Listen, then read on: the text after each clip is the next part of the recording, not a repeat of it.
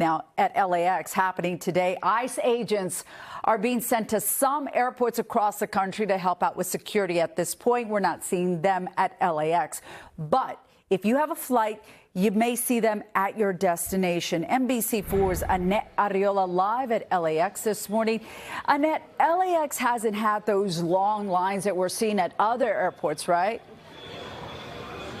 That's right. So right now we find ourselves at Terminal 7 United. I got to tell you, we've been here since about 3 o'clock this morning, and this is about as busy as it has gotten over the last several hours. In fact, airport officials here tell us that there really haven't been any major changes in passenger wait times, and they really don't anticipate any further changes to staffing or their operations. In Atlanta, however, it is a whole different situation. Earlier this morning, ICE agents arrived at that airport, walking through security lines at their terminals. Wait times there, well, there have been long wait times reaching 3 to 4 hours over the weekend. Travelers at several airports across the nation are seeing the impact of the partial government shutdown with longer TSA lines and growing delays. Now, it's been a little over a month since TSA agents received a paycheck.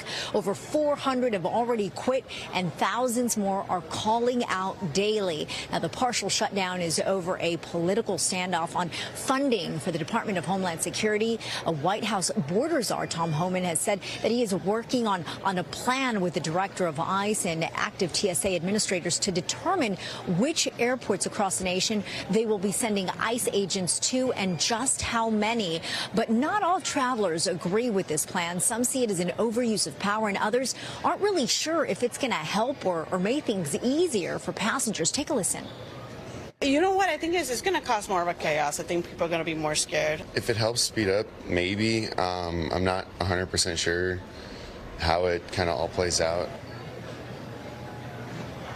Now, coming back out here live, LAX has said that their TSA agents have actually continued to work during this time, during this partial shutdown, which has really been critical in maintaining, that is, those efficient operations and low wait times. So, again, this is about as busy as we have seen it here at TSA Terminal 7 at United. Those lines just barely starting to grow. So if you're heading out to the airport this morning to catch a flight, well, this really is a good time. However, we're still waiting to hear if things may shift, not just here at LAX, but at Ontario, Burbank, and Long Beach, which has seen those longer wait times. As soon as we get those details, we, of course, will relay them to you. That's the very latest reporting live from LAX. I'm Annnette Arreola for Today at LA.